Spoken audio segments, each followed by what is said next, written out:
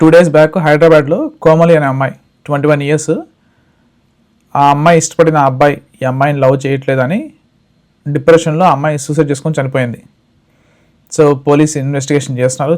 So తెలిసింది ఏంటంటే ఆ అమ్మాయి చనిపోయేటప్పుడు ఒక డైరీ రాసింది, అందులో ఈ అబ్బాయి మిస్టేక్ లేదు, ఈ అమ్మాయి లవ్ని ఆ అబ్బాయి యాక్సెప్ట్ చేయట్లేదు అని ఆ అమ్మాయి తట్టుకోలేక చనిపోతున్నా అని చెప్పి రాసింది.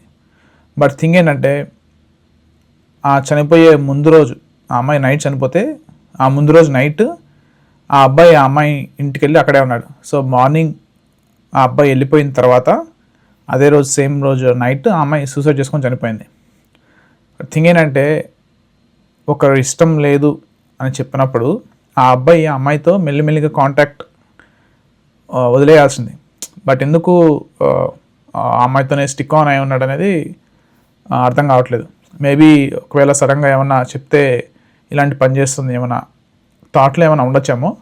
బట్ 6 months బ్యాక్ ఆ అమ్మాయి ఒకసారి సూసైడ్ అటెంప్ట్ కూడా చేసిందంట.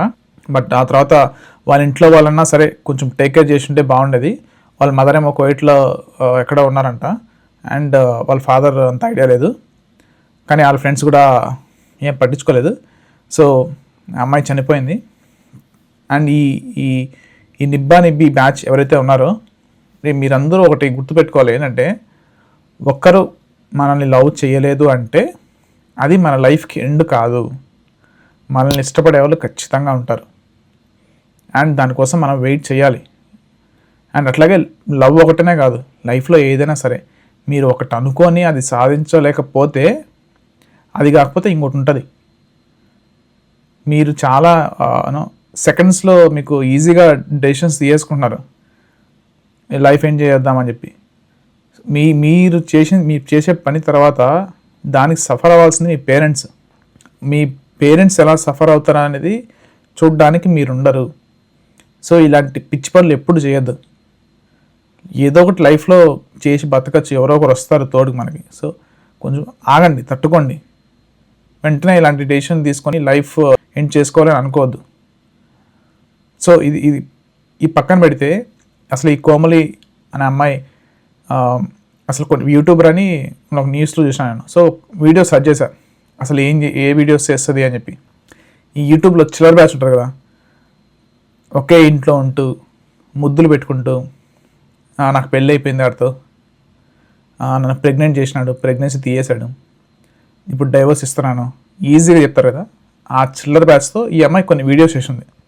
సో ఈ అమ్మాయి చనిపోయిన తర్వాత ఈ చిల్లర్ బ్యాచ్లో కొంతమంది వీడియోస్ పోస్ట్ చేశారు ఎట్లా జరిగింది ఏంది అని.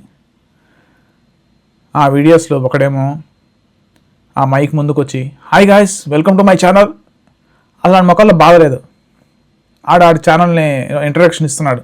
ఎవడన్నా తెలిసిన ఫ్రెండ్ చనిపోతే అసలు మాట రావడానికి కూడా సరిగా ఉండదు. అలాంటిది వీళ్ళేమో వాళ్ళు మాట్లాడిన ప్రతి మాటకి ఒక బీజిఎం యాడ్ చేసి పెట్టేసరే. నేను ఆ అన్ని వీడియోల్లో సేమ్ ప్యాటర్నే, ఒక మాట వస్తుంది వెంటనే వెనకల సాడ్ బీజిఎం రన్ అవుతూనే ఉంటుంది. అండ్ ఈ వీడియోస్లో నాకు మెయిన్ షాకింగ్గా అనిపించింది, నాకు ఇంకా బాధ వేసిన విషయం ఏంటంటే ఒక అమ్మాయి ఉంది. ఆ అమ్మాయి ఎవరంటే ఏదో చెప్తుంది కదా, హలో గాయస్ సాయి నా కడుపు తీర్చేశాడు గాయస్ అని చెప్తుంది కదా అని చెప్పి ఒక వీడియో పోస్ట్ చేసింది. అది కొంచెం వైరల్ కూడా అయింది. సో ఆ అమ్మాయి ఒక వీడియో చేసింది. ఏంటంటే ఆ వీడియోలో ఆ అమ్మాయి ఒక అక్క కాల్ చేస్తుంది. ఆ అక్క మాట్లాడుతా ఇట్లా తను చనిపోయింది అని చెప్తుంది. నాకు తెలిసి ఈ అమ్మాయి కూడా ముందే తెలిసి ఉంటుంది, కాకపోతే యాక్టింగ్ వీడియో కోసం. నీకు కాల్ చేసినప్పుడు తెలిసినప్పుడు అబ్రప్ట్గా ఆపేయచ్చు కదా వీడియోని. అసలు వీడియో ఎవరన్నా పోస్ట్ చేస్తారా? ఈ యువతల అమ్మాయి అవునా ఎట్లా జరిగింది, అయ్యో నాకు ఎందుకు చెప్పలేదు మీరు, ఈ యాక్టింగ్ ఇదంతా ఏదో బాధపడినట్లు ఏదో కేర్ చేసినట్లు. మళ్ళీ లాస్ట్లో మీలాంటి పనులు చేయకండి గాయస్ ప్లీజ్ అని చెప్పి వీడియో కట్ చేసింది. సరే చేసింది ఇదంతా పక్కన పెడదాం, యాక్ట్ చేసింది ఏదో చేసింది. వితిన్ మళ్ళీ ఒక 12 hours తర్వాత ఇంకో వీడియో పోస్ట్ చేశారు వాళ్ళు సేమ్. ఏ వీడియో అంటే రంజాన్ బిజినెస్ ఆఫర్స్ అంట. అసలు ఏమన్నా అర్థం ఉందా అంటే ఇప్పుడు ఆ అమ్మాయి చనిపోయింది కాబట్టి సో వీళ్ళ పేజ్కి ఇంకా రిపీటెడ్గా వస్తారు కాబట్టి ఈ వీడియో పోస్ట్ చేసింది, సో వ్యూస్ వస్తాయి కదా అని చెప్పి. చనిపోయింది ఒక అమ్మాయి, ఆ అమ్మాయి మీ ఫ్రెండ్. ఒక్కగానే మీకు బాధ ఉంది అసలు. దాన్ని ఎట్లా క్యాష్ చేసుకున్నామనే ఒక థాట్లోనే మీరు ఉన్నారు, కానీ అసలు మీ ఫ్రెండ్ చనిపోయింది అనే ఒక బాధ ఒక్కడ మొక్కలో లేదు. దీన్నే ఇదంటారు శవాల మీద చిల్లర ఆడుకోవడం అని. ఇలాంటి పనులు చేస్తే, ఈ పనులు చేస్తేనే అనేది ఇదే ఎగ్జాంపుల్, పర్ఫెక్ట్ ఎగ్జాంపుల్ ఇది. అండ్ అట్లాగే ఈ ఎవరైతే పేరెంట్స్ ఉంటారో చిన్నపిల్లలు 13, 14, 15 ఈ ఏజ్ నుంచి స్టార్ట్ అయ్యే వాళ్ళు ఈ వీడియోస్ చూస్తుంటారు, వీళ్ళ చిల్లర కంటెంట్ అంతా. సో వాళ్ళ పేరెంట్స్ ఎవరైతే ఉన్నారో వీళ్ళు వదిలేశారు, వీళ్ళ పేరెంట్స్ అందరినీ వీళ్ళు గాలికి వదిలేశారు. సో అందుకే ఇలా తయారయ్యారు. సో కనీసం ఆ యంగ్ ఏజ్లో ఉన్న వాళ్ళ పేరెంట్స్ పట్టించుకోండి, మీ పిల్లలు ఏం చేస్తున్నారు, ఏ టైప్ ఆఫ్ కంటెంట్ చూస్తున్నారు అని చెప్పి ఒకసారి చూడండి. మీరు పట్టించుకోకుండా ఉంటే వీళ్ళు చేసే కంటెంట్ని వీళ్ళు చూసి, చిన్నపిల్లలు చూసి అదే నిజం అనుకొని వాళ్ళు అలానే ఉండాలని అలానే తయారైపోతారు. సో కొంచెం టేక్ కేర్ చేయండి మీ పిల్లల్ని. అండ్ అట్లాగే ఈ ఏపీ ముందు చెప్పే ముందు వీళ్ళు ఎవరైతే ఈ కంటెంట్ చేస్తున్నారో మీరన్నా ఒక్కసారి ఆలోచించండి, ఏం కంటెంట్ చేస్తున్నారు, దానివల్ల ఎవరు ఎఫెక్ట్ అవుతున్నారు, అసలు మనం చేసేది కరెక్టేనా. మళ్ళీ వీళ్ళకి 1 million ఫాలోవర్స్ ఉన్నారు, 1 million+, 1.1 ఎంతో. అసలు ఎట్లా ఫాలో అవుతున్నారు రా వీళ్ళు, అసలు వీళ్ళు ఏం చేస్తున్నారని చెప్పి అంతమంది ఫాలో అవుతున్నారు.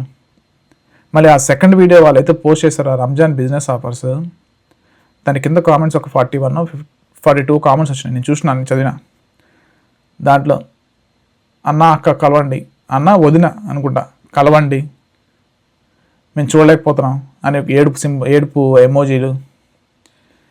అంత చిన్నపిల్లలే వాళ్ళు, పాపం వాళ్ళకి ఏం తెలియదు, వీళ్ళు ఇదే నిజం అనుకొని చెప్పి వాళ్ళు చేసేది, వాళ్ళు ఈ కామెంట్స్ పెడుతున్నారు.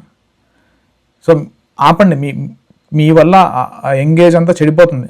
మెయిన్గా ఈ హైదరాబాద్, మన తెలుగు స్టేట్స్ రెండులే, and Telangana CM and CM గారికి అండ్ ఏపీ సీఎం మీ ఇద్దరికి రిక్వెస్ట్ చేస్తాను. అండ్ అలాగే పోలీసులు కూడా, తెలంగాణ పోలీస్ అండ్ ఏపీ పోలీస్కి ఇలాంటి చిల్లర కంటెంట్ చేసే వాళ్ళ మీద ఏదో ఒక యాక్షన్ తీసుకోవడానికి ట్రై చేయండి. వీళ్ళ వల్ల సొసైటీ పిల్లలు చెడిపోతున్నారు. సో దయచేసి ఏమైనా యాక్షన్ తీసుకోవడానికి ట్రై చేయండి ప్లీజ్.